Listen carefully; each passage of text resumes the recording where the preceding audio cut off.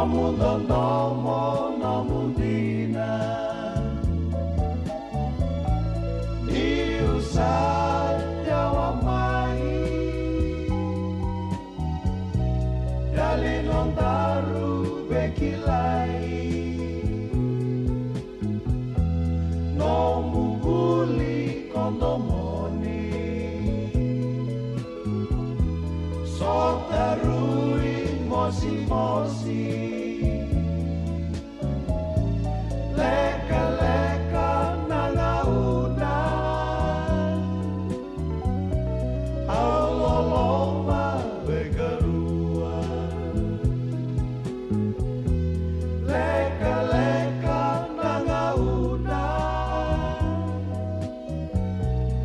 Auloloma begarua Leka leka nangauna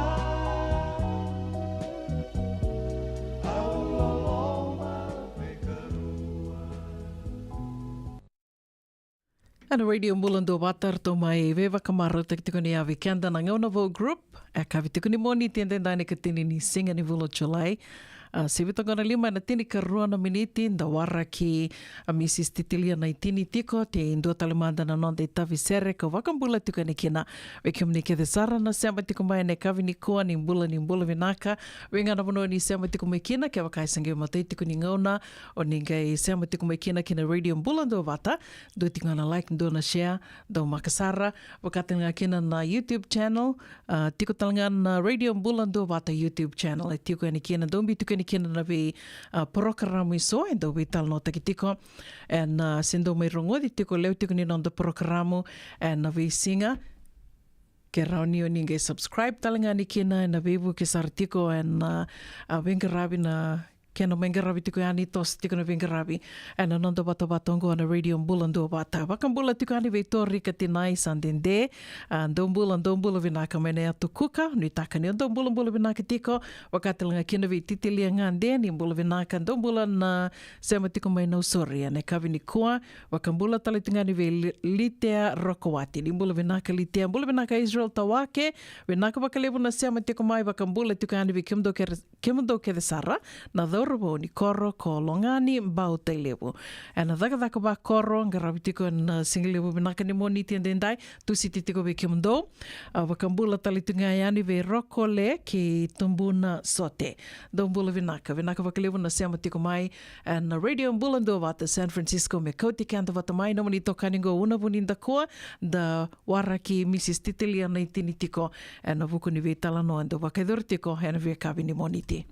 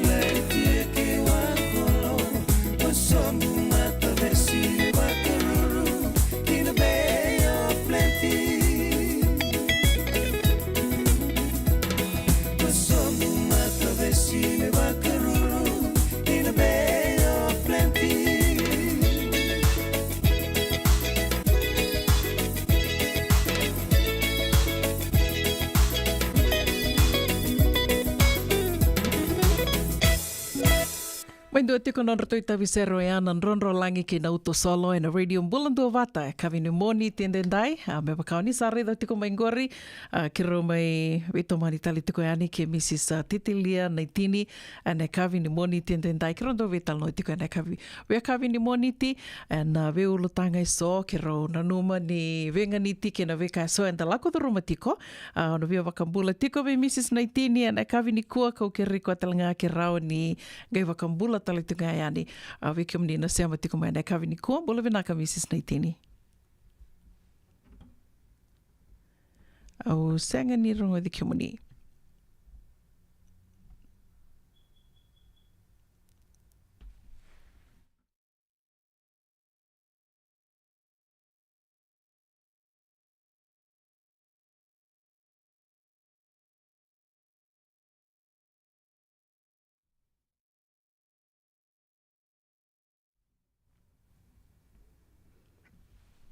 ni bola venaka Mrs. Naitini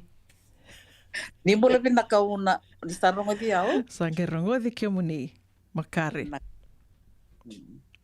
Ia wan politika ni wiki muni na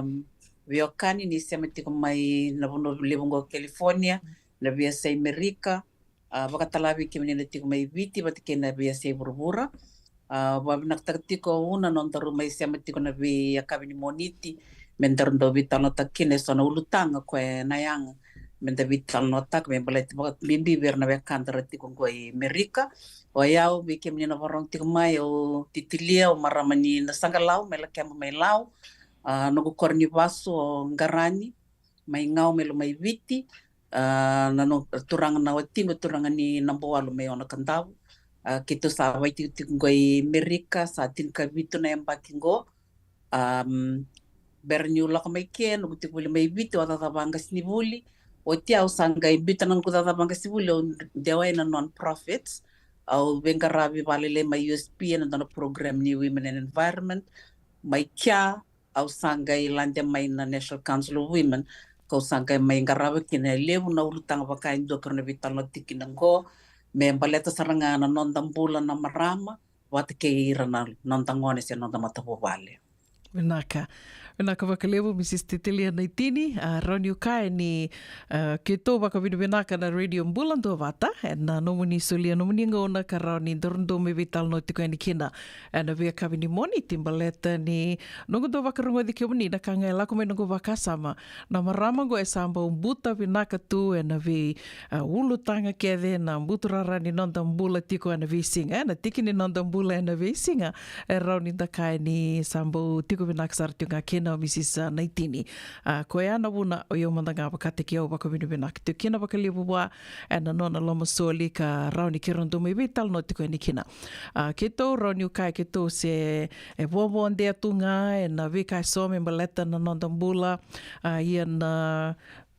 vikai so na vitambana ke de sare sa waka itai me kina Mrs. Naitini roni dakai ni ke waka indua me mai waka madhala tiko e ani na we ulutanga so e sanga ni tiko e vinak saranga. Ne rowe ulutanga tiko e na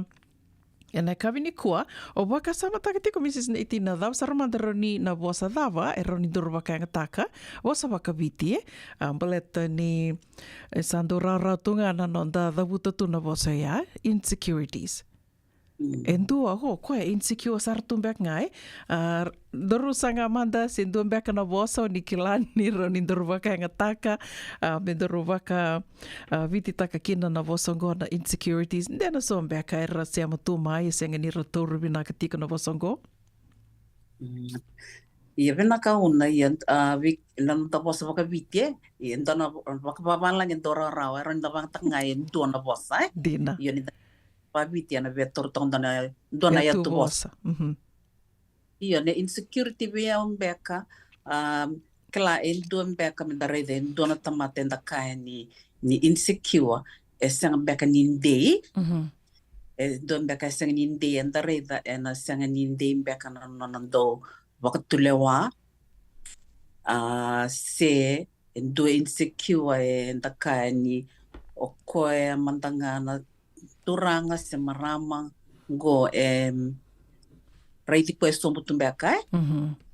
e low self esteem low self-esteem ena sangni rauni do bakatulewa sinran do bakatulewa takelibuna kame bakatulewa kina ya batala kina na endarini katola ndo insecure. He or she has lack of self-confidence. Confidence no we take kwamba bakay se tawa. So that lack of self-confidence, low self-esteem Vinaka. Dina? Dina toda quando o sangue te que buli da mãe na vossa bakaviti sando claro rongo di tunga ndo rongo tu bakalibni ndo tu kuni bango o kenta na non da vossa na non da tu vossa na vossa bakaviti e bakai bien rabo to ko bakalilai men da batu tu bataki na vossa babalangi ko nga bakani bakarita ki ko mengori tu bakamadala ta ndo na vossa bakabalangi to na bakanga ta ndo tu dang na tu vossa bakaviti mero ninge matata kina na vossa tu sanga me tu bakamadala ta ki ko ya se me tu bakandeo ta yo na vosa la kutiko mai nungu waka sama ndua mbeka roni uka ndo nuingawangawa wasoma senga nindei me waka ni abakarita kutiko mai ya sindu mbeka ndo waka titingata ki koe tu mandanga abakata ki koe ai senga ni ndo ndei na nona waka tulewa roni na waka raravi tu mbeka koe ki na nona waka tulewa tali na so se na nona na numa mbeka na so me balitiko na nona rai so me balitiko ya sa li wakabuna tuki na nona nui ngao na nona vile de aki se na nona loma bimbi mbeka ni nda waka samataka ya na vosa ki rosanga tiko me ki rona vital no eniki na kavini ko na insecurities e leo saranga vikenda e roni nda kai ni tu ke de vikenda en kila ndu tu na wakatangen dengende ni insecurities da tuki na se da mbeka na no ni rai. Iya, di no na bina kasara menda vital no ta kambaleta na bosang na insecurity se do nuingang ka tumbeka se sang I roni watu leo ai mem politiko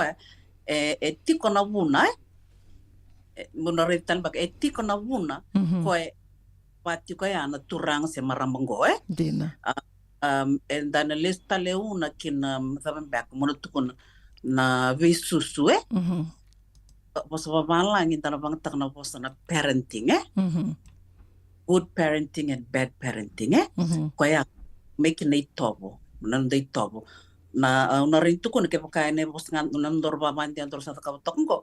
and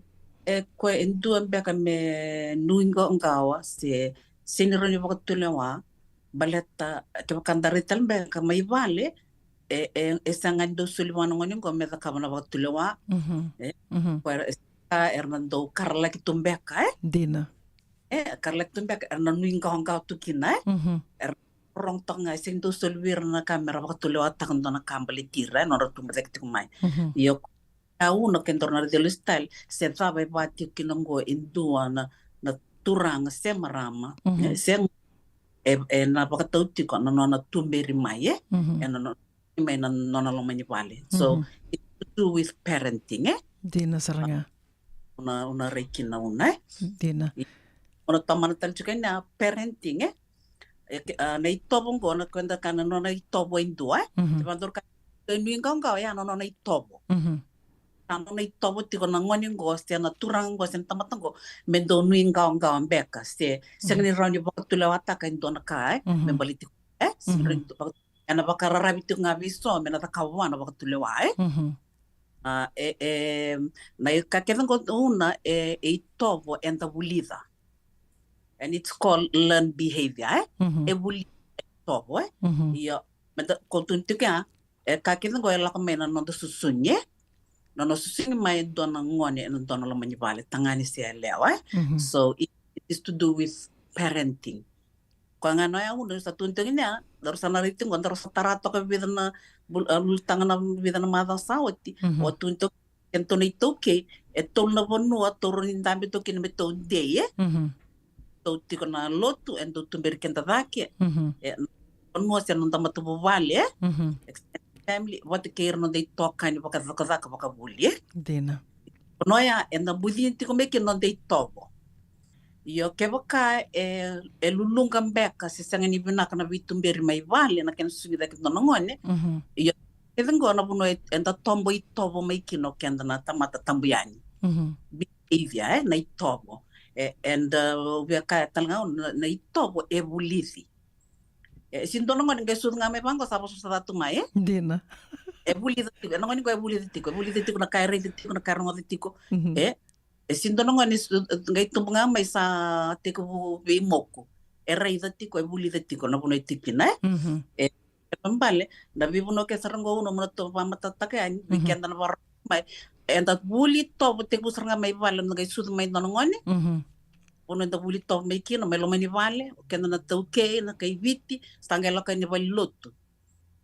da ngai tumba de mai santa ka na Sunday school e anda buli to tal me kya santa ngai coin korni buli da buli to tal me kya o ti asanga ti korno dai to kani babalang na kendo bang tak na pos na peers to and the buli to tal me kya na peer pressure you want sense of belongingness you gonna murir no rito no mito kanye sang na kwera bile usara uno na media na vi matanggal ko sa tukino kwambanga uno na ve banda birkendo rika mentor rika na bonno ko renika ena la ko tiko mekin na ito mongoni insecurity sen ongawa se senir lo atamata ndo na kame baleti ko Wakata kiko. Vinaka vale Mrs. Neitini o via talno taknga indona talano membaleta na kauni wasia maingori na nona tumberi daka maindona ngone na vos da mantanga dona singini sudu o litiko kina na singa vakaruai sange amba kindu na ngone ngo o tia sange talno takatiko tumbuna lama ko me talno tiko bikito ni nona yada me nona nei tiko me vungo na tiko na ngone lelengo sange tuno ko nona yada and though data saranga ni mate mindu lako ani mengai dabuta indona bosa da sendona bosa sang mandanga ni bosa da ke kai bosa bimbi se sanga ni rongo binaka sando yal endo dunru saranga kina nona nei na bosa tak saranga ko bosa tiko ni ak se mani bosa tiko ni na taliboni certo tiko bata tono ko me ko saranga ni ndona bosa me tau me rongo da ngone gomblet kono ko they're like sponges kila na kakevenga va so kumuna tiko na ngone lelia au nge vakasama taktalngana no muni wase tiko mai na parenting and na tumberi da kendo ngone na na lebo tunga na Mrs. Neitini veke mni talangana ndo se amatiko mai au na ndo wase tunga na veka u lak the room mandanga mai o eu bakate kia beleta ni I'm the best person to share it. Mai na nunguli sanga talimu wasia talimai na keni tala no talindua. Au tumba dake mai Mrs. Neitini nungu nando karkare levu. Kela na kaketanga para tunga. Yo oyau na nonando karkare levu tu yani baya ndo moisi na ilongo. Do moisi tina tu na ilongo au sanga indo tunga au sanga indo batunga nungu vakasamba. Ona sanga saranga niubia vatakina na ngono vakaluwe ni kina. Yo otia kito sanga ilako tiko kito lilo tunga na ngono kito singa indo li tiko loto kina era lewe na kei valangi ke mami loto bata. Au sanga indo li vasaraba tu au na non rabosa o ira na tina ningo ane vir na luvenra. Rabos tunga va malua. Senga vakandua ni urongo da me rakarkara libu taki ira na ngone ngo. Gaindo lebu vira era lako ani mirika. Sanga indo tunungu vakasama. Au yau au na ngono na valu ni kina. That's how I wanna be. Virto na luvengo. Sanga vati ko na nongo vakasama. Ngono sama isudu kina nongo lumatua. Au se ngone talingana ngono vakaluve ni kina. Ia, o tia au sanga ina ngone ngo ina nongo vakasama mbaleta ni wasambudhina mai na ngono singe tumbu dhaki tingu me kina ni o yau na via vaya na nongo vetumberi verto na luvengo. Sanga ina kau ndo dhakava. Ona bosa bona ngone ngo ke ka ndona kau sana na buda sindona kau binakata ona bosa saranga bua me baka meu bosa babalang do tukuni to reason with her ngo na daka bango baleta ngo kendar na lako ke se kenda tona lako ke baleta ngo ia na ngo do pati ko ya bua ngo na ndona kana nona do dun rutiko mai ando ia tu ko na ngone lila ngori na da boy ko bos chicken bangoro tunga turndona kangoro mokuti ko nikin o irna ngone me ramoku me watu mai ana but Kila, she didn't know any better. Yang na tanguni sale a tumberi mai kinona, gena numa ko nyo eu talanga mi una mai va talanga ya ia nonongu va tumberi to mai na luvengu vai a en dua tani ve sau e vemba sai ke na nongu ve maliwai vat kerto na luvengu mai na nongu ve maliwai vat ke na raungu tumbu tumbu ko ya o tali takana no ni kuta da ke mengor na bimbi ni parenting sen non da tumberi ra da ke na ngone. Iya, una kita ritu kang na parenting, bala tongan yan interbitan lo takti na ulutanga ya na insecurities sanan utkuniti ko ya enta na dore dilis tal na sa bai bati kinongo enta ngone se ta bai bati kinongo ko tu ko nisindo e sutu mai sa bati ana itobo e bulisi e tobo ko ya una via bandi te kental ko utkuniti ko na bidana madan sa oti bidana dor sa bital no ni tolu na ka e bu ke kenda ti ko ndona ngone ni viti ngoni to ke no da tumbe dek ti mai e na no dor male sana bonua ya vale sange toka no to no da matangali no da community sange to san na lotu ken ka tol na no da bimalo i korni bulie na no di toka ni bada zaka se ir da buli bata ko ya pa udina da ti ko ni tobo io una na quando dormi su sta they are negative mento me insecure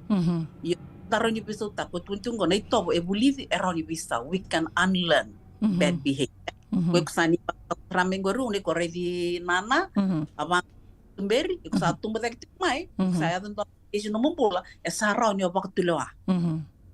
mai na no mo be molo e bat keir na lotu na kai baba lange ko tumberi bel lotu ko sa revi ko oh there's another better alternative here pareda rawi ko ya iko senior pamuria na sona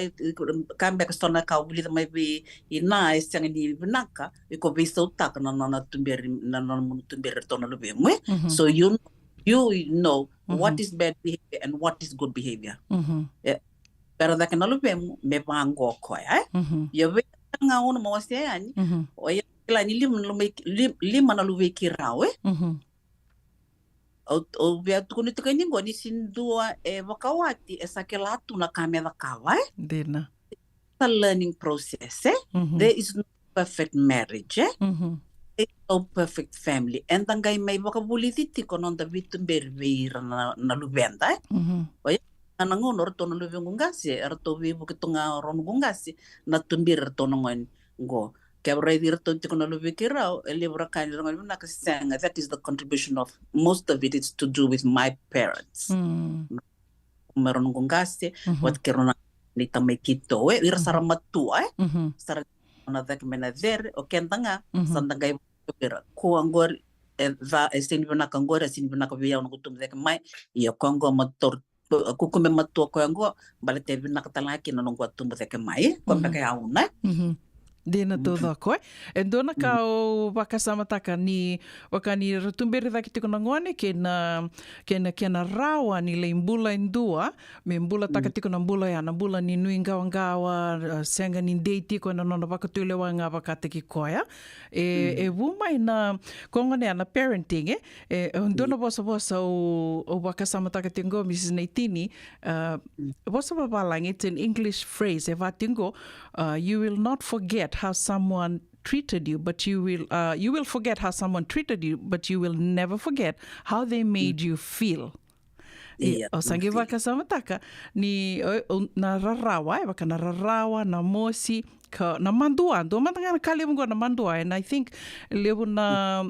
nuingawa na senganinda mainte imbaleta na bum beka mai na mandua waka menda na mandua takatuna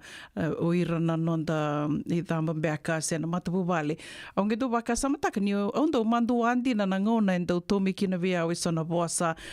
do vakavona sona vakarau na mandua le wendo yado viao sange yo tumbu daki tikma me batikma no vaka sama I don't want my kids merto tumbu daki merto nge mandua tiko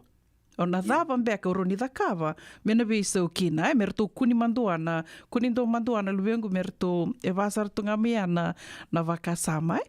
so it's how we make each other feel vakatalanga kino mandangana nonda mimbula na vakana no mitokani doon beka numi tokani se santa mimbula baka bata baka bewatini na nona na lakindei na numi tokani se na watimu ke na nona rauni lako yani me laki na dava ngai lingaraba se mani daka se na loto na nona li tundi tiko na baka tau sartinga na nomu how you made them feel at home Yeah. Iya, di nang koruna, yan na kami na baka samtagtiko una, nambula ni bakawati, baka samtagtiko, ruwa na bakawati, o tanganya pati kele o erosus may na duin na matapubale. Dina. Ako tiko may marong ito yung takanon rong matapubale, erosala tiko may, pati kena nonro kambe ka na nonro, ora katim baka nonro dona katoro sandrik to may. Luggage. Ya rosa ndrek to mo ron dona kato iti ko may kinakabit na kapag kinakava kaya ko tunibango singin na bakawati ito na the bed of roses and the baby na mata bo vale kaya ko kahit na parenting pati kinonda gisanta na binakatik mo nonda timbermi vale and may binakatal nga nonda vi maliwaye baka bi watinye lo may na lakot mi kinasona bad baggage sanang gaito rikenta toka na isa menta na lingo toka ya menta na gaito bolet toka menta bibi so taka otala kila utun telingo una ni menta na sana rurua o marama ekotel tinga menon na good and bad o tangani talnga turang na kotel tinga menon good and bad na baya perfect marriage, and we have to make our marriages work. It doesn't flourish. We have to work at it. It's work. Yeah. Taki. Daka tek na matapubali binaka. Sini tantabi tik nga bure may na matapubali binaka. Di na todo ako. Binakawali o Mrs. Naitini. Berra nungo may nondor may vital nongo o sa kilati ko na ulutangan dur na biya may dur na nume dur may biya wasiki na niko na numasar mi o bakare da tumandamay na bosongo na insecurity na dava sarmanda ero ni da sa kilati ko na kinembalimbali o sangi bakare da mai o sanga mi o laki bakare da mai na dava soti manda na matangali insecurity se na nonda nuingaong beka ero ni tu gai vida nga na ka o reta dake mai en due batingo na emotional insecurity na lomo na lomo na nomo ni ngao tiko beka ando tale wakatoka itiko na attachment insecurity na attachment insecurity onge waka samataka ni again back to parenting so nangona dando reda oira nangone então rendre sar mandanga bira mera lako mera ngande se mera lako tali wat kenan dua sar kambiti na ke tatunga ia nangona sar tumbu da ke tiko kina sangai la kila me sar tumbu da ke me sa tostiko nambula sar laki wa ke lawa mai en tombu tiko ngai kia na attachment insecurity okay dona wakasama tango na nungu dona pungongu rua tiko na luven rau oro nangone go esianga sarangani rau tale ni ro lako tale buain dua saro mata ngabi rau ngana nonro itumbu bat kero nangase na tumbun rau na tukan rau aku sarto ngai esianga sarangani dona bono sange do tukundi tiko ya me oti merto kuti rau mai me lebu na tamata mera mai sota mera laki vi maliwai kira tali na sota le na ngone mera ni rau akina balatini ndo baka sama taka tingone ya na attachment insecurity virto mandangana lumengo endo virto endo vati ko ya ndrendre tiko na nona lako tali kina ndo tali vitu kana mandanga se mbuna se kaesa o kwesa tungana bunu itu kina sa kwesa rtunga ya ya ndo tali na insecurity se na nuingawa ka ndoro vital no taka tiko ndo na physical insecurity o kila ndo talanga na lengalebu ni rauni na kuta talinga mai na loma bimbi sen depression beka rauni da kai baleta ni soer na senga ni talita katum beka na kenri rai na vina kata mera vai ana ken rei kata ki kai ai onga isengan tuni rao ni o ira sudu ngā mai go sara tumbu to ngā mai vango ndui ke tu na ken dimbuli so we ken to e tu se ngā mai na nindo to tumbu da ke mai o tao nai batali tu ngā mia so se nga nindo to kana tondo kana vakasivia ia sana to lebu ngā mai mbale te vanga ia na nonta to family ko ia do tale na matangali nui ngao ero ni doru kaya na physical insecurity, and then there's financial insecurity and professional insecurity, kaya na social insecurity. Asa mo rambay lebun din na Iya, ito tutong ni sona on attachment bernangon Moro itu man tono de tobo kabiti kila o kila ni irna nandangon ni basu din donatina ni ngone endo irti korna visus tokai vale o tia erangaindo kali na tan boga viti na kali mersangin do ka o tunti wango me o tina na sudu viti na yo non rakali talangang gor sati ko bobli de kina tu merlevi malu meti ko talen do tale meti na beka sa ba mersaro o yeni nango ni meroni levi malu ai kina so tale me awa mai viti na don't rendre kla gendore tel ko mango kla when I look back nang urusan may token no pingarap to ko maram baka me comfort thing to be sonong wala non ra tabaya tu vie nandomi iyo gor non rindomi ngone tabuli tum tanga na primary selak na tabani su do tungai lamani fridge ka Kaya kamundan na singa, dahil kamundan na singa sakot yun na Tomata ni sudu. Yeah, so naka-backlights like get comfort Tagay rin ito nga, yun tapos sarap ito ko, bakit may anan da ito, ito, ebuli na ito. We have to, menda pa bulidir na lumiyan, menda ko tira, ike, sandaray da tiko, pero santo da kamundan na ka na sleep over, kono lubenda dono na friend erton to kanle to kin dono bom don ya sarati to kan merani detach themselves from the mother or the father what ya nga buli de naito buli de and behavior kabi naka o bambote ni ra talanga ni ndurkai ni imbimbi me vai me ra baktabuli de vai nangone me rakau me kuni tunga batike kenda o bakasama taka nangona rtu se kalile kina na ngone o yo baka me mundo ya lo rao tu na solirto la kuma non rtu nei ko tirto la kuma bumbu ko tirto o tia ngai do na turanga vali taka sange vango ko biao ko turanga ni loma ange vango ko biao hey o ko sini loma lang tu what kind of a mother are you mendo bostu me bye mendo viva lili tu mai viva nini tu no bosa na turanga go what kind of a mother are you why do you let your children go like that yo esini vatia no bakasama ni ya na kada miu da kabati ko ando na kai tobo esang ni vinakai miu bakali virtu tiko na ngone merto lako batana bakasama ngone ya binaka mereleki bakamatu takibe ratal na so Bate sana watu ngai na bula senga ni tona tiko wata te ngai na vingo na kede. Yeah, binaka una o talitang na tikinot ko na mengore. No o talan no mundo selir na lube mera lako talan na dualit ko kina. Yeah, it has its pros and cons Downside. Yeah.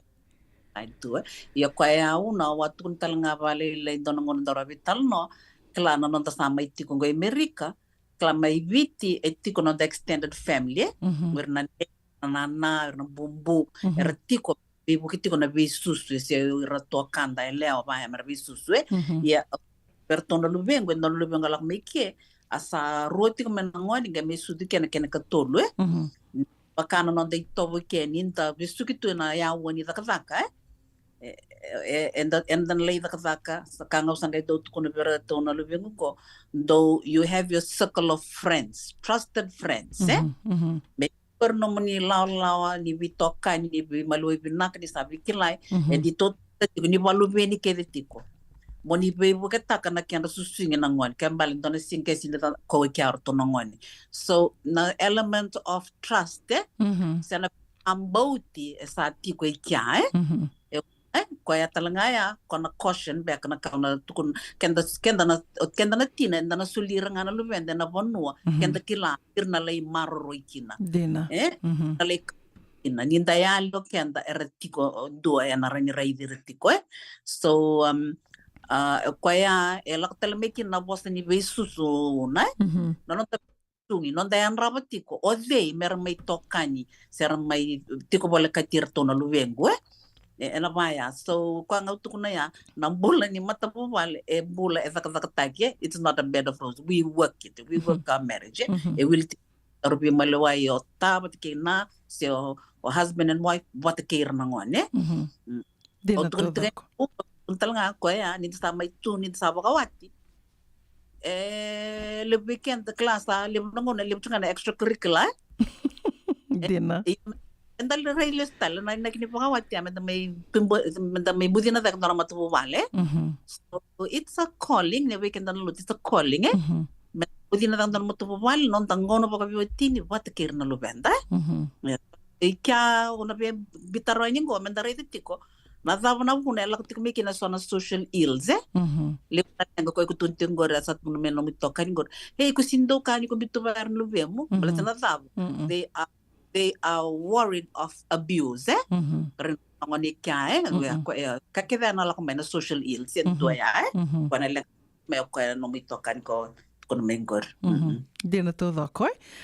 vina kan do tale na matangali nui ngawangawa sena insecurity kaukila ni viva kalengai bakalebu e nangonongo bakatoka itiko ya na social insecurity sa tumbu daki tiko ya ni nangone to sala tiko ya ni nanonruto lebe maliwai baleta ya talanga sa le bakabuna tu na bakabuna na lenga na nona tos tumbu daki tiko into nangone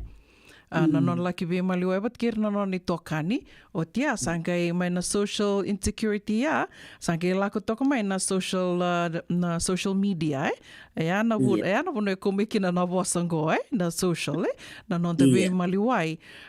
gay baka samataka na social media nangono singi tikubu bera ni lako mai na Facebook ya tu endua na social platform vango ko kila ya singi matei saranga ni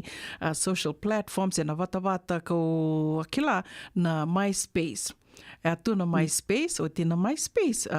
sange lako mai na Facebook na oba kasama takatongo na mateningo na lako ni kina na Facebook ya baka tau tali tunga na kain dala kuduru mati kumandanga na nonton bula na ngono la kain kina Facebook baka do lom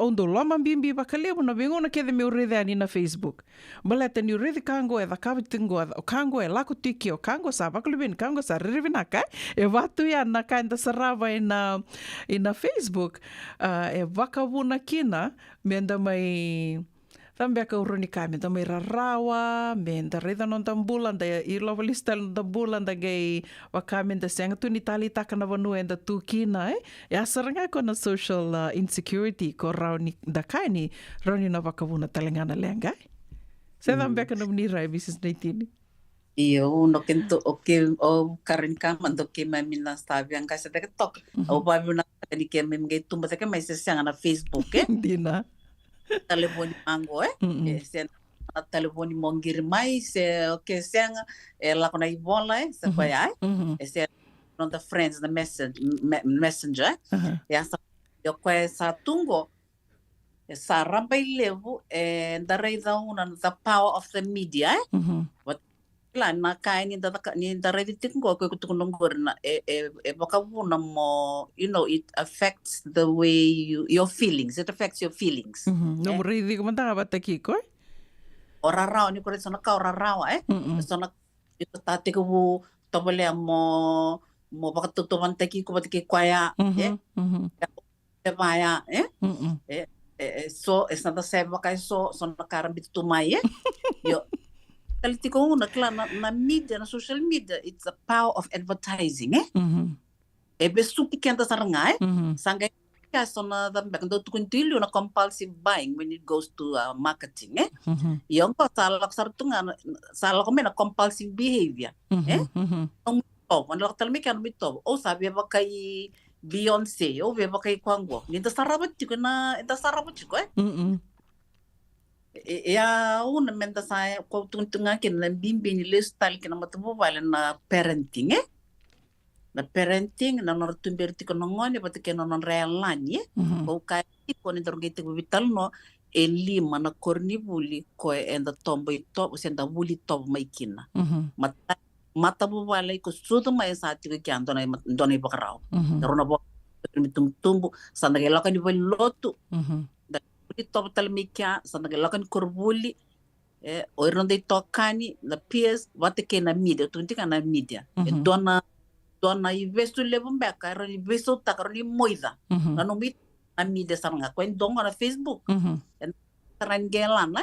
na ka ni red na luvenda ke na kame kuwa iyo ke sabato tal ngai kyanto tal na ka lebu mersa na buli der tumbu ngon ko merelana to control na tali politik wir nangon banget tekin non gadgets gai ngonongo sa banget ta kana bikango kurni bulie non bulie use all these apps and whatnot the tablets at medan yo ya we can really to menda sa control ta kasaranga na merna tukina bir na kango mer banget ta tiko brato tukuna indona kurni bulie e baka inda buli tobo kina na media then doni tabili tal ngao ken toli nangoni biti dito no matanggali ta tunggo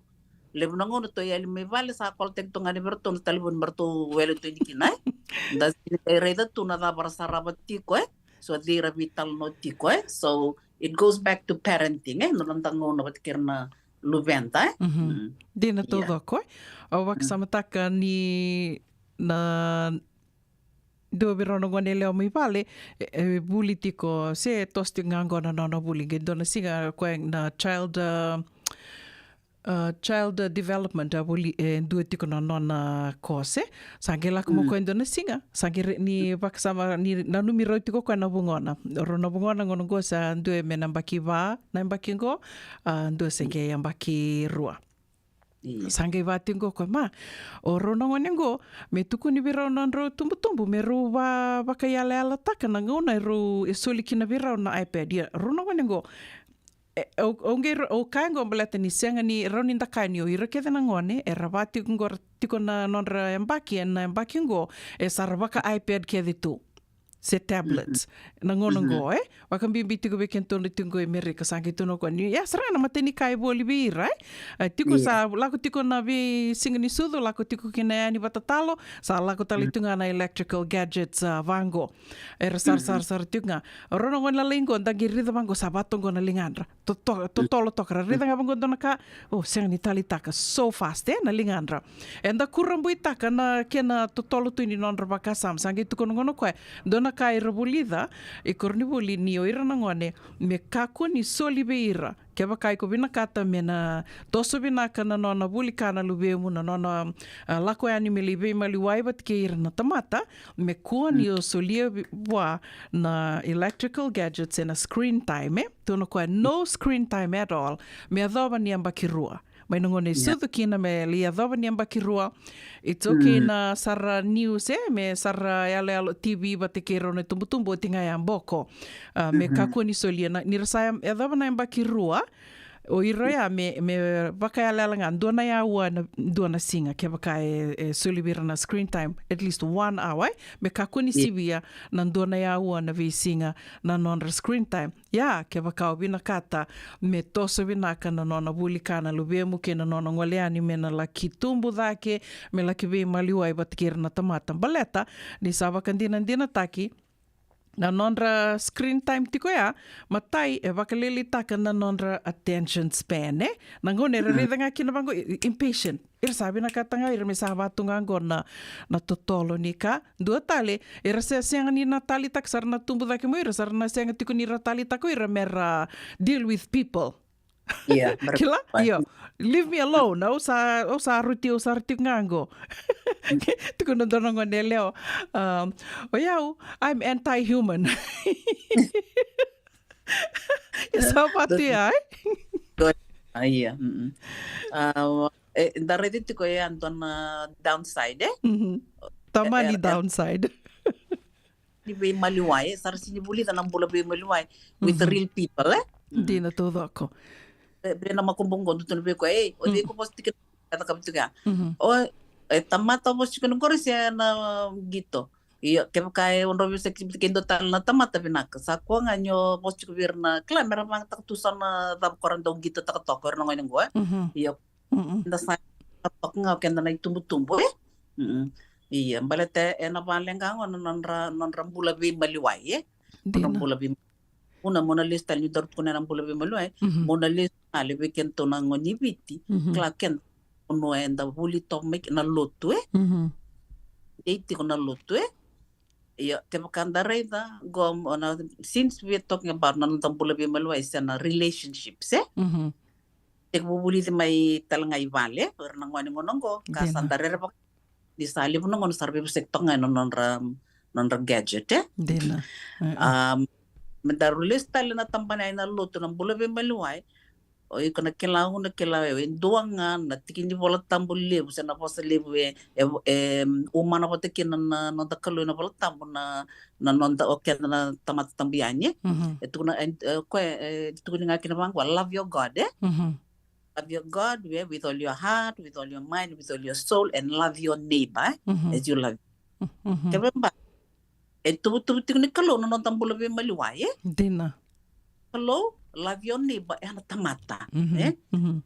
Tamate. Enta nambula be love your neighbor. Ito hindi kaya tamata tambuyan. Iyo kaya menda na baka buli dira tiko na lumenda. Non rambula be maliway. Pangador kunting gori kala na feelings ko tunti may kala kundo rarawa indo mosi sa Madura. yang na nomro be maloiti ko pati kay nanay so ino ko tata so yo pati la ko make na naya lo baya so it all has to do with relationships yan dana gay bitan lo tingna tingko na tingna rambay lebong ko balet etiko na nondambula nondam matambayan ni na sinrindo bulan doon Dina todo ako. Maliwaitiko ena lakotiko making so ena ko tamibikin na raw ko tamibikin na maraw so having emotions you ko tunjuk na emotional abuse having emotions is to do with growing up of a human being doon na bulan dan tamata it's how we handle it it's how we deal with it ena buki kenda non tambulatiko na ena buru-burang ko ena bunang yeah that's the bottom line non the relationships Vinaka. Vinaka bakalevu Mrs. Titilia Naitini ki romai vetal no tikungoa nonda wasiningo no baka madhawa na vea kavini moniti sa kavida tikuni madhawa ngona ni rovi tala noa le usar no ulutanga momona titombu rambai levu ki rondo mai vewa se tagatiko en vea kavini moniti ke baka ni vea rongoda le ustali na vetala noa na vida na madhawa sa oti ninga isikoba ngayani na neto YouTube channel Radio Mbulando Vata YouTube tiko talanga kina na vea tala noa ke sara na vi programo do mai rongo di tiko ani na nonde I wasiningo no vatongo and Radio Mbulando Vata na ni roa ulutanga tiko ni kuame bakani sa vola kani tomboki ke ro tal na ngauna enangai tomani tali tiko na madha ka tu mai ya ke roa mai na nume ke robe wasi tiko mantanga yani member leta na insecurities and nonda do nuinga ngawa tu senga ni dan day tu and ve kanda vakatu lewa kina vakate ki kenda ka ramba ile usara na ni robe tala no me wakani ulutanga rambai lewu o wambota Mrs. Naitini dorsana mai roti kanda rutok mandeani kua roni doronge tomana tali na madha katumai en tumbek na kau di veo sia berninder mai vitala tali na kavini kua vinak bali muna bakan ni vinak tiko na lumay madha ko vinaka Nako wakalevu Mrs. Titilia Naitini and Radio Mbulando Vata ndage me veto mani talitiko and madha o katumai ngono batanga and madha o katumai o yani o titiko na lima and tini na miniti sa onandono na kaloko and nonde o asini ngono vata and kavivenaka ni moni tienda ndai na ikatini ni singa ni vulo July to tolo alitunga na toso ni ngauna e kero waka nui nui venaka tiko yani na mataveo kanyongo ni na maruro itiko na mbula and na do tale na Mother Wongo, Dona ngona leka ngona kei rongo di tuku ni kina na nonda I rongo, mai wale ni songo, me waka ni sa tosa tiko na kaloko, waka nuni vinaka, ni rongo vinaka tiko ani na bioli waliwa ni Radio Mbulando Wata, se venga na vanua, o ni seama tiko me kina na kawini kua ke reitu ngani ke ua sea toka ngai ani na nonda wata watongo, ni sa ona ndonu na kaloko, una wuninda kua, and Radio Mbulando Wata, San Francisco, me kouti kanda wata mai.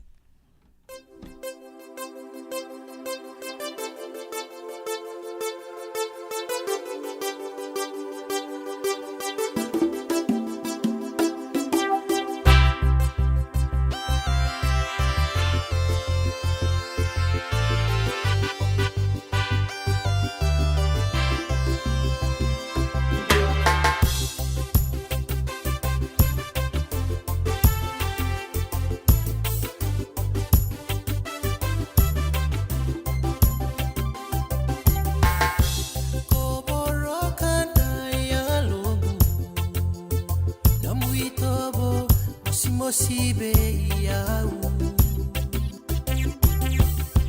ko awakananda kuya nabuvale mamarau takivuni nungaru sota tamatalebu sekumbamba sinaturanga niwabuli nasivali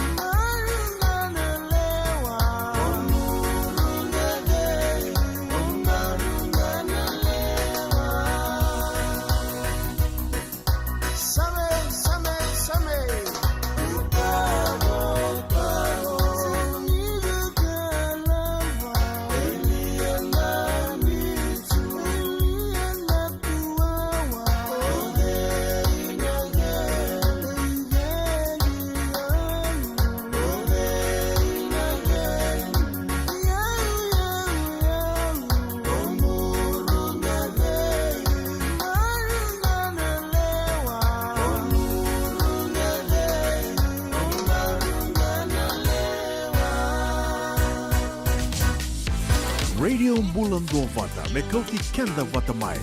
mai San Francisco ki pura-pura. Sema mai ngai wose yani.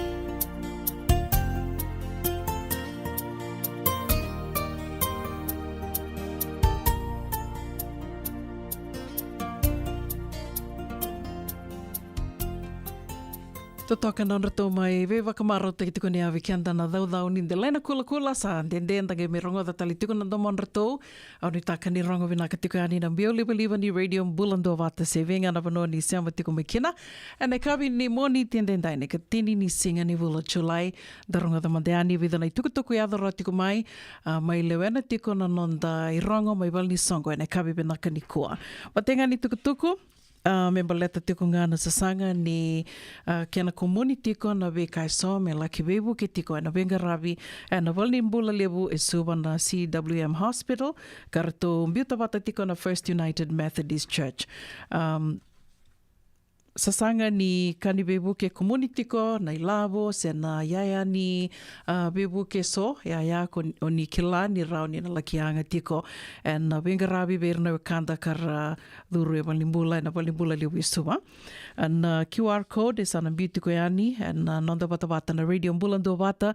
taliboni vekemnio ni lomataro taro tiko se ni vekila na davosoti raunio ni na vakoteani ngoni sala davosoti raunio na vakotomekina na ni kani bebuke ni taliboniani na taliboni vitu saiba vitu ruan dua vitu 25 vawalu se vitu saiba vitu saiba tolu saiba tolu wakarua tale vitu saiba vitu 2 rua vitu 25 vawalu se vitu saiba saiba tolu saiba tolu tuku katarava wakaroa i Sarangaongo ke wakai senga ni dona bono ni ngwale kina vekemdo mai Santa Rosa kena vevono vole kata endonga na vesure tirara merto wakai dorotiko yani na songo ni buli oti na Suva Grammar School Sama Grammar Dance na wakai dorotiko na Trade Winds ke wakau ni sembera ni rei da wakando na Trade Winds ngo sango no binakongo mo ni nangai ngole ni kina ni laki sarava manda ni laki wakai ngataka na vekai so ertondo wakarau takatumba in a Trade Winds 8210 Old Redwood Highway 8210 Old Redwood Highway mai Kotati goe na teka wutika na wana kaloka ne kavi wakarau i Sarangaongo na ka tini ka lima ni singa ni wulu chulai na rua sanga wulu ka $5 tiko na iduruduru rua sanga wulu ka $5 na iduruduru wakarau takitukina na wakai kavi kena ngona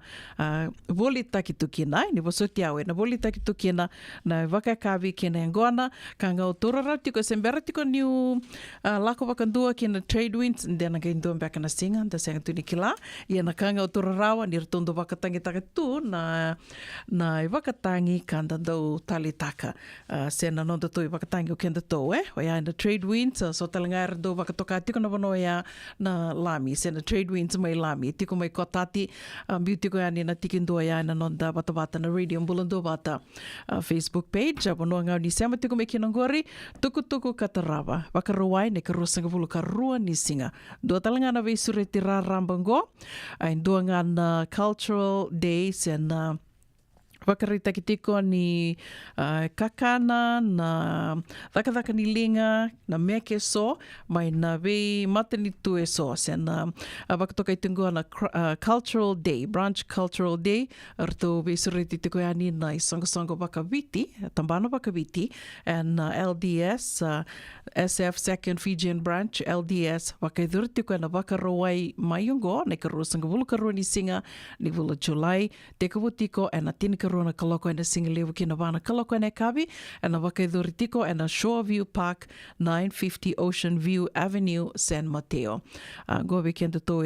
rango wakaiduri tiko mai San Mateo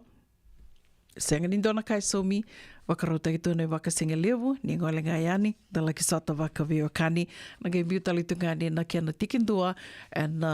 nonda bata na radio mbulando bata Facebook page tuku katarava ngone karusanga vulu kadhiwa ni singa ni vulu July o tuku ni tika na madha sauti na ve moni madha okede na vulongo endu tiko na kai wakaidori tiko na singdi sudu na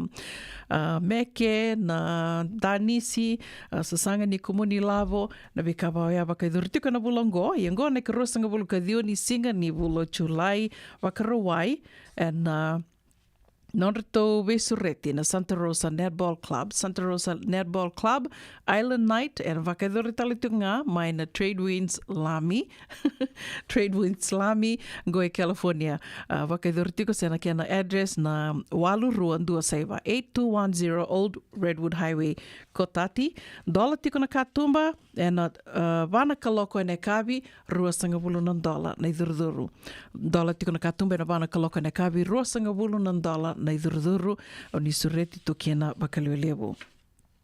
O te otinga ni tukutuku, mai lewena tiku na nonda i ronga mai wali ni songo e nei kawi ni kua, me mbaleta tiku ngā na singa ke te lewu. O bambu terto sa wakawakaro tukena o maramana i tā, di lady di, gona nomondo singa ke te lewu, wakaidori tiko mai Hawaii, laie Hawaii. Wakarombuka nei matai ni singa ni September, karo ni singa na wakarawai kena katolu ni singa. Na singa tambu, wakarombuka wakaidori tiko kina nambose wakaembaki, sena annual general meeting, ena wakaidori Ritiko, and HRI Conference Room, Laie Shopping Center, and Kamehameha Highway. Mai laie, wakarawai, and wakaidhuritiko kina na soli. Singa ke te lewu soli, wakaidhuritiko teko butiko ana tini na kaloka na mataka, gala ke dhabatiko na songo na wana kaloko and na kabe na soli, kana wakaidhuritiko ngo,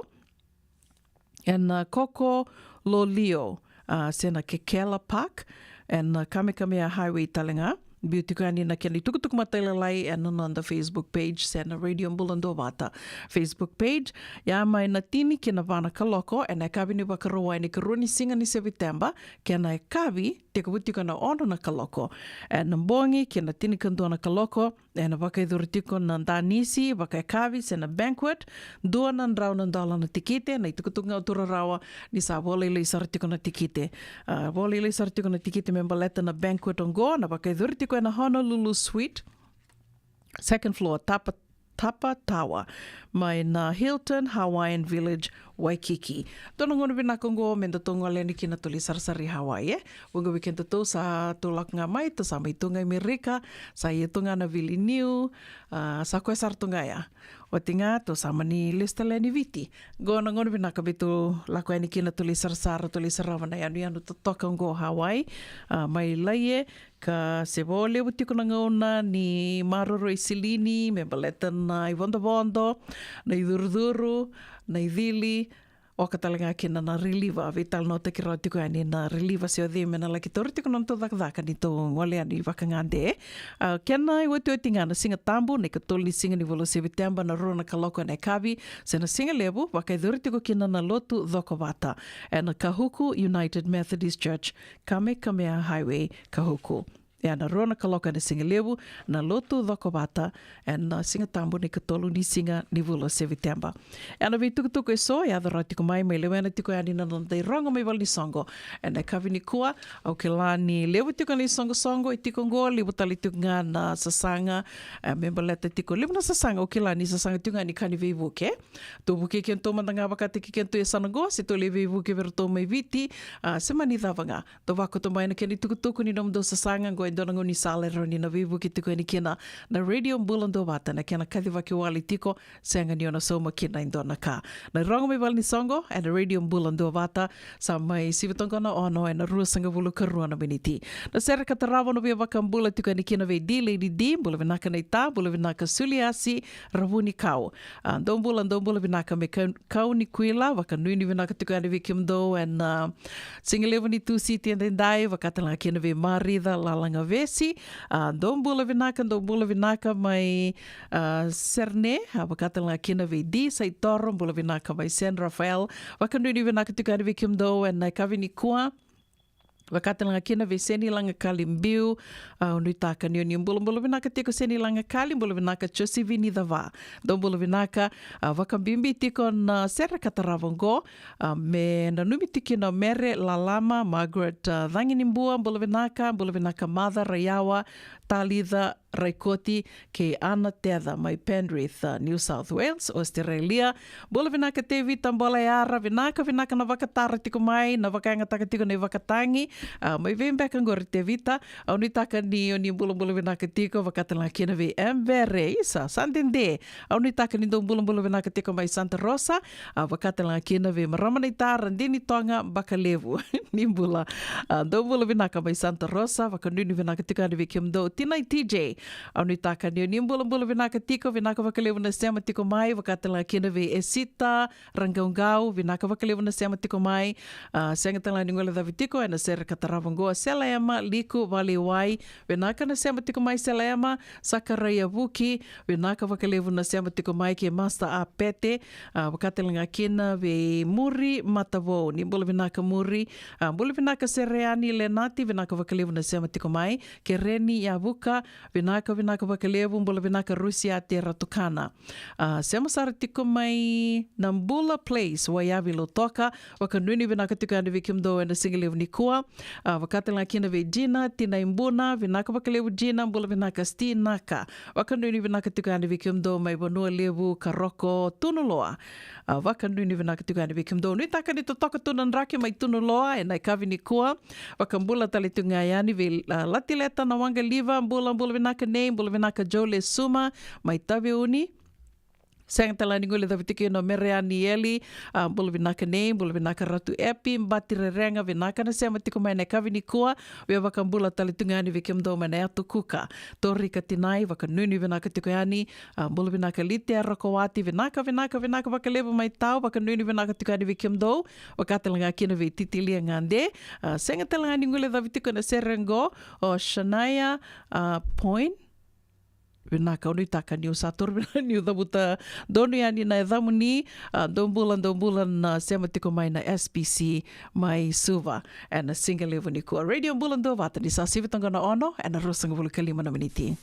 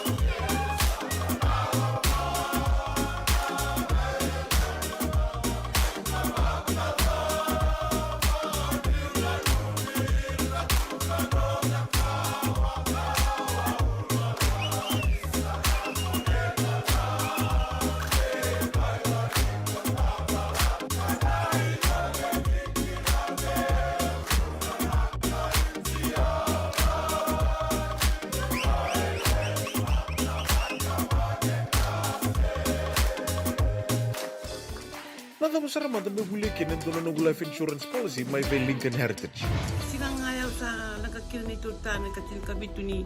Agostita na 2022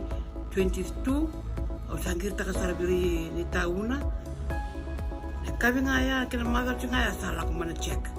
Sangat tali ni pera, sangat sarangan ni pera paling lain. In time sarang amai. So ang kaliwara ka tala tunda wala ka. Kuwertong ko. Kau saya lo wag bengo kamu bilang tak. Nakamban bilang kang gua na heritage link. Ni. Namun bilang ka sarang nga, sangat tali to na kaya. Pakatar tutu na kena. Baka na kena pepo wag ni tuta. Kami so mi. Nakilaw kena timber na vaka. Isang tubi kena ilabul liwaya. Minta samu kina kisi na mani marong kina ngona mojuri paling bula kakina kar taka godo na insuang. Kaya sarangan na muna. The Lincoln Heritage Life Insurance dodo nga so muna claim na lo manurusang bulu ka banewa. Kaya sa ruwan ang baki o tinapolsing gaya na lenga di ko na beba sa oray. Dawi mati sa siyanga.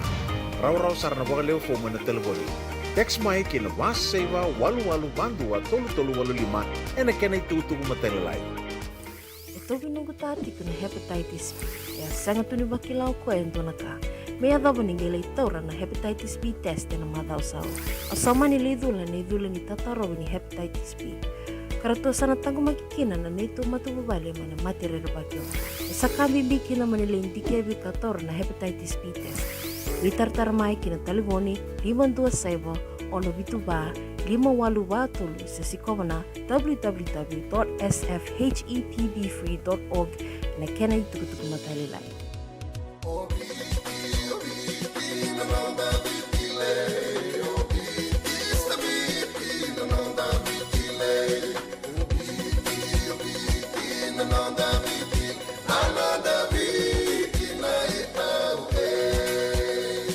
Nanonda biti ke ngasini buli paulangereki rungodi ena 5 na kaloko ena kabini lotule ve kemudo e Amerika tini karona kaloko ena singale buli bakaromboka ve kemudo mai viti ena radio bulan tua bata San Francisco me kauti kenda bata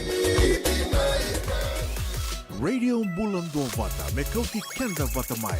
mai San Francisco ki bura sema mai ngai wose yani.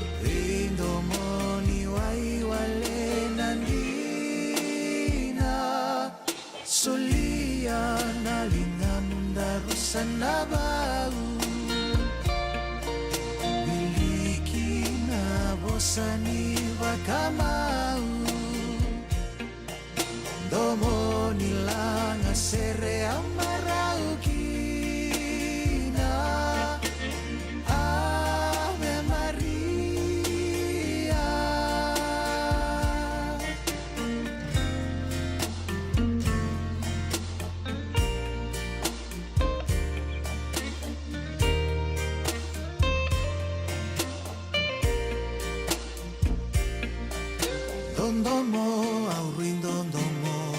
isa aundomo ni kondinamo mai watingu ndarubau o iko kei au nandina tau thoko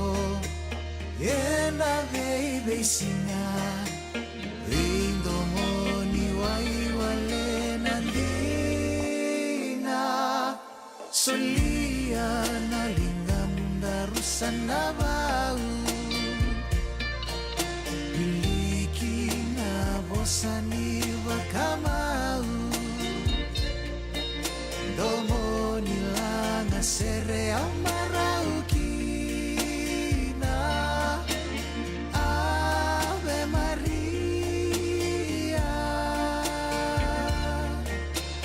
Ave Maria Ave Maria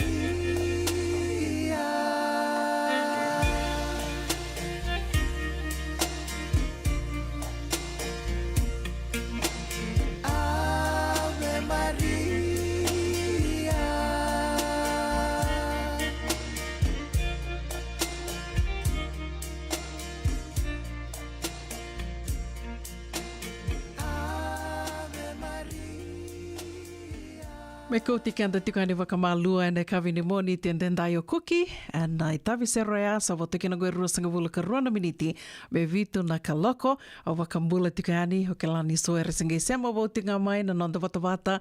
so talenga singe sema wau tinga mai ni kua mbula vinaka nik wakanui ni vinaka tikani wiki mando ana kawini kua nui takani ando mbula vinaka tiko ni teka wu vinaka tiko na madha o vinaka ngo o lako tiko mai dhaka niko ndo warunga tiko mai na news wakamura Re te kumai na vikai e adu tu e na e seiburabura na vikai adu tu e na wano lewongo California. Ando tukunito California wakai sa andu tumandanga na matini tu wakate ke koe ai. Ando na kau ngei rongo ade tiko na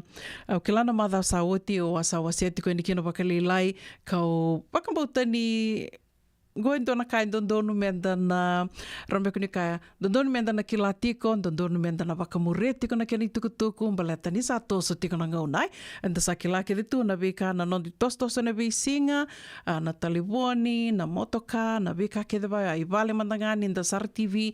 lebu na kai sa wakararo te kitunga weekenda na kena toso tiko na ngauna toso tiko na technology o wakararo tiko mi vale ungi rongo tiko ni na nungu lako tiko mai dhaka rongo tiko ni na valnikana ya na o ke lana e tani stongo na Taco Del Mar. Wikim do na do talitaka na taco, o ke lana o tupe do talitaka wakalivu na Taco Del Mar. Ngoen do na wakatu franchise, wakangan McDonald's na In-N-Out Burger, kobaya, libu talitunga na Taco Del Mar. Ia sangai wakatarungi tiko na CEO ni Taco Del Mar, na kairto sa wakapa tiko ngorto sa wakatobo lea tiko, na vi na son non-reto tambana na Taco Del Mar ni sa arto wakatobo lea tiko rto na kia na biutika ni na Kilanda do kilato kenda na yadana beka na robot so we kenda na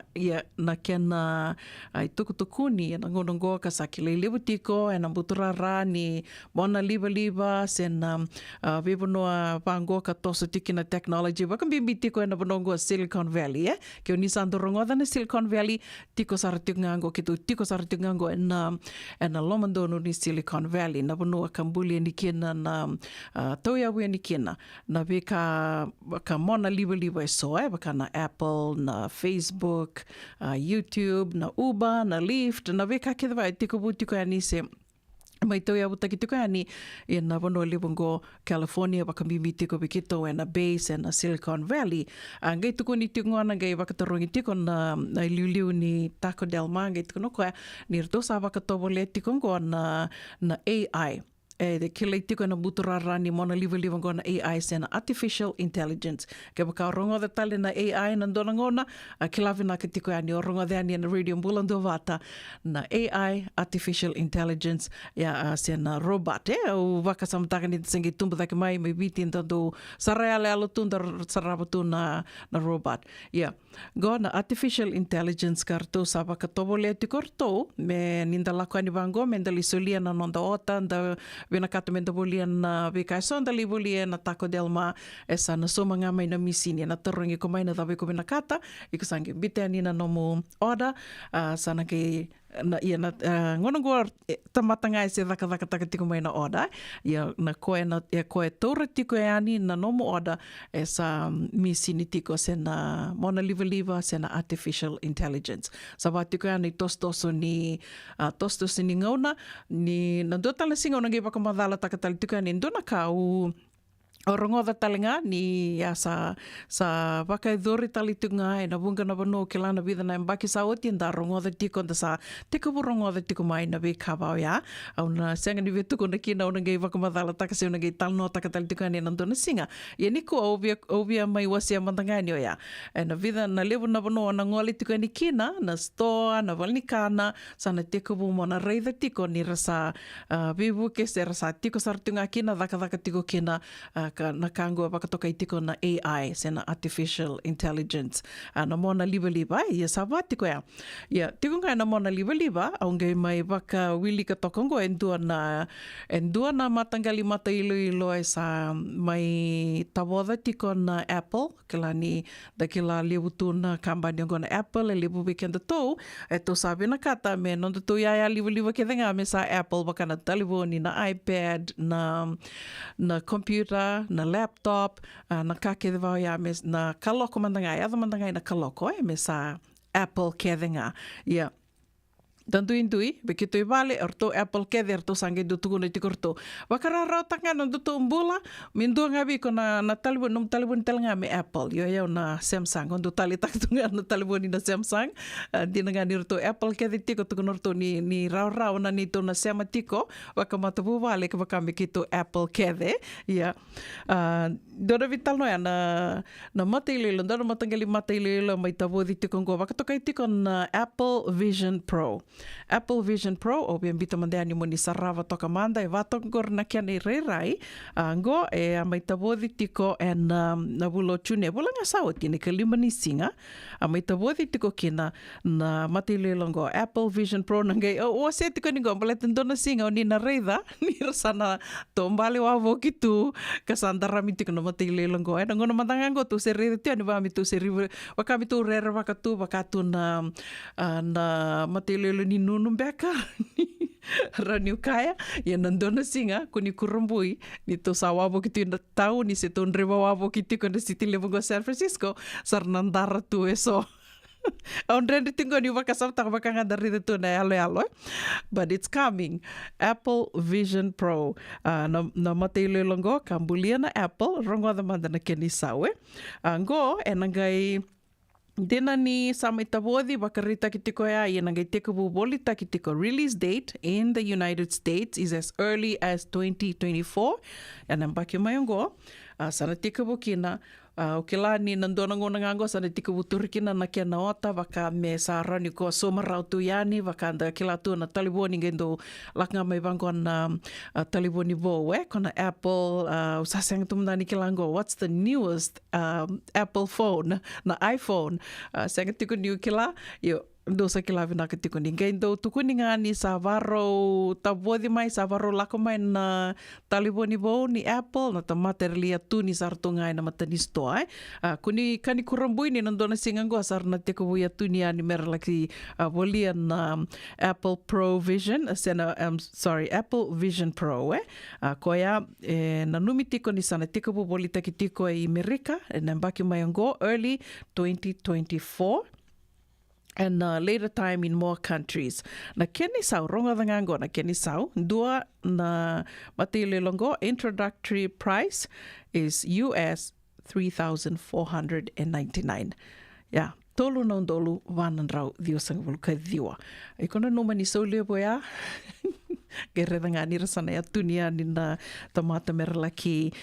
volia na matile longo en dua tani wakasa kiti na veka e raunir na reida e na matile longo tangone sana ngai matata me kina au nangai kirona ngai me wase tali tiko ani o yao se o tupe na ngai wase tiko ani songa na kau waka wili ka tokongo e ba tukuni tiko kina Ea baka me dua na mata na numuna rai na dua ne sana in dua tani na kena na kao na reida. Na kena kuko ni kao na reida kina. Inside out tracking. Gesture recognition through 12 built-in cameras. Waka samtang mandia, kena balbalin doya babala mi bango na reida vinaka sartunga nuiko and na nomu matili longos and na Apple Vision Pro. So ngana ka menda na nana makitukina and na toso tuninga una toso talinga waka kina na radio mbulando vata. Sawa tonga itini ka vitu na miniti me vitu na kaloko and na nontango na vata na kavini kua kano via waka mbula tuka ni kina vi seni langa kali mbiu bula vinaka seni langa kali waka nuni vinaka tuka ani Kimdo na sema tiko ngore me Auckland, New Zealand. Dombul vinaka wakata konnichiwa. Vinaka wakalewu seni langa kali. Wewa taitiko we toma ngusuna mai Auckland, New Zealand. Bula vinaka mareda lalanga vesi vinaka wakalewu nando sema maindo we toko ni tuko mai kina radio mbulando vata. Wewa kambula talitingani we Amelia Mbaini Valu Morris nimbula vinaka maina Walson Foods Limited valilewu. Wakanduni vinaka tuko ani we Kimdo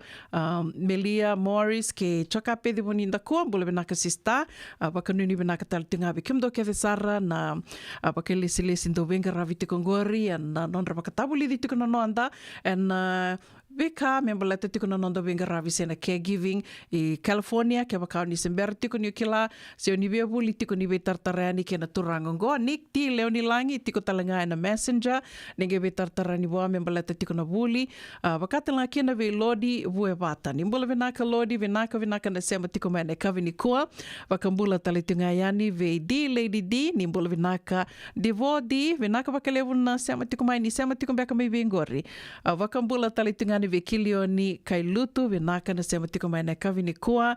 Sereani Lenati vinaka bakalevu na Federal Way Washington isa dombola vinaka mai Seattle vada tunanraki o bambota ni mbadindo bakilatunga nanraki mbatabi rungu tumbeka mai sanangori Aloha kimdo mai Aloha Land dombola vinaka Luce Leoni Lovo wakanuni vinaka tikani vikimdo na vuku ni vaka rau kina tailevu day via vakambula talitingani ve Shania Point vinaka vakalevu na sema tiko mai na kavini kua vakambula talitinga ve di lady di ke sulia si rabuni kau vinaka na sema tiko mai na kavini kua di saitoro ke kimdo ke desar na sema tiko ngori mai San Rafael vakambula talitingani ve kimdo senga talangani ni ngula da vitikino kimni ke desar na venga ravi tiko na vevono ni venga ravi so semani matangali venga ravi vakadava oni venga ravi tiko kina gomena nomini tiko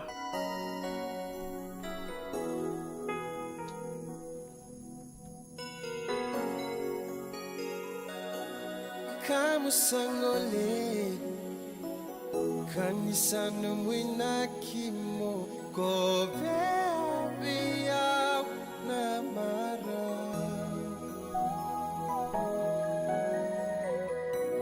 obaka mama su rei kombu na lo mamu memba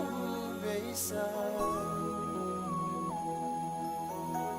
Lungu di batu motor boleka kuani wakia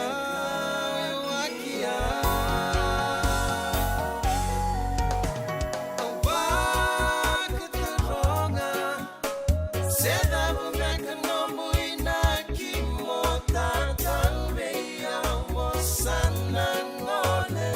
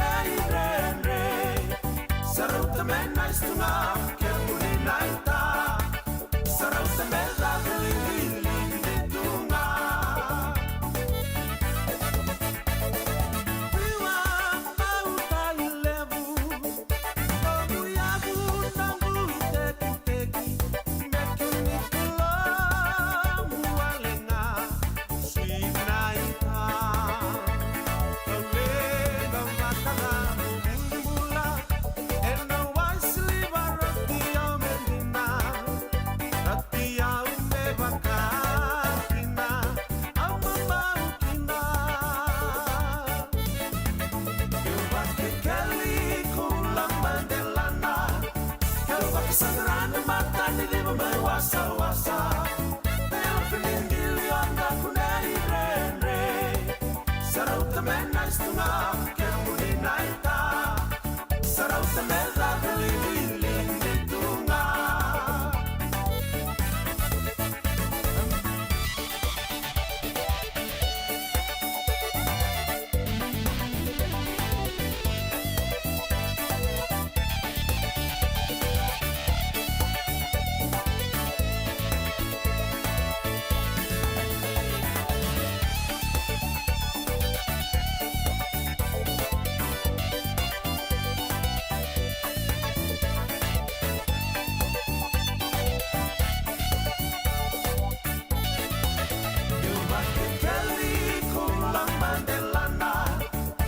Sagrada mata ni lima mai wasa-wasa. Teo peningili anda kunai rendre. Sarau temena istunga kemuni naita. Sarau temena keliling di tunga.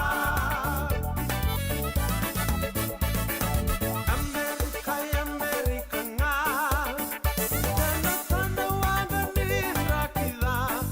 Sarau timata saunga. Niken taunga. Atapan maramanay kamrawa. Iba kalalevi atay koya. Kainan di meka vitanitaka. Why sleep loving more? Kali kulang Mandelana. Kau baki sagrada mata ni lima mai wasa-wasa. Teo peningili anda kunai rendre. Sarau temena istunga kemuni naita. Sarau temena keliling di tunga. Sarau temena istunga kemuni naita. Sarau temena keliling di tunga. Sarau temena istunga kemuni naita. Sarau temena keliling. Yes, handi na sarai, nice tunga o ke muni na ita, mai vertona tengu ni na arambale na radio mbulan dua vatar to mai wakamala unde alo tiko e na kavi vinaka ni moni tendendai sa mai dava tali tunga kina, nandi wasi ningo na vata. Unu taka ni unia maro taka na ve ulu tanga iso, mai dhaura ki tiko yani, na nonda porokaramu e na kavi ni kua, kia wakau ni adhalata na ve talanoa, ninge se kova tunga yani na neito YouTube channel, radio mbulan dua vata YouTube channel, tiko ni kina na ve ulu tanga, se na ve talanoa, se na ve porokaramu iso, endo mai rongo di tiko e na nonda wata watongo e na via kawi ni moni tike na wakarambuka mai na tolu ke na vitu na kaloko. Ke wakau ni sengai kunea wau na radio mbulan do wata ke ritu ngā ke rauningai ndo tika na like, do na share, do makasara. Ke wakau ni ngai se kova yani na nito YouTube channel ke rautalanga ni ngai subscribe kina, wakatalanga kina na Instagram e na vewu ke sara tiko wakalewu na kena mai wakaidhuri tiko yani na venga ravi ke na sangai tinga me wakalelethi tiko yani na vi tukutuku e so, na vi ulutanga ke te sara. E mbaliti ke anda tiko, kubuiti ke anda tiko, na i tokei, senga walenga ni mbaliti ke anda na i tokei kanda sama i waka i tiko tiko Amerika, e na vea se wura ke te sara. Iana ka e tali tiko kena na nonda wata watongo, ka rauni nda kaya, se mania se wura dawa enda laki sanga menda tau e abu kena, se enda lako mandanga kena wakangande, toto wata ke te tiko na veka enda laki lako duruma. Iana puna ke tō maro taka tiko kena, na venga ravi tiko yani, na nonda wata watongo na radio mbulan do wata. Ni mataka, na mai tomana tiko yani na venga ravi o ratu pe deli na novo. Happy birthday to pe. Wakanui ni vinaka tiko ni na vunga tiko na nomu ni veisinga vinaka. Mai muri, au ni taka ni na maro taka wate tiko ke na rosi ni wai maro na nomu ni singa ni sudhu e na kawi ni kua. Vitun donu na kaloko nomu ni toka ni ngo una vuninda kua, mea dhawa na ngaunan dana gai verongo din domo tali tiko kina, ni te wakadengu tokomanda.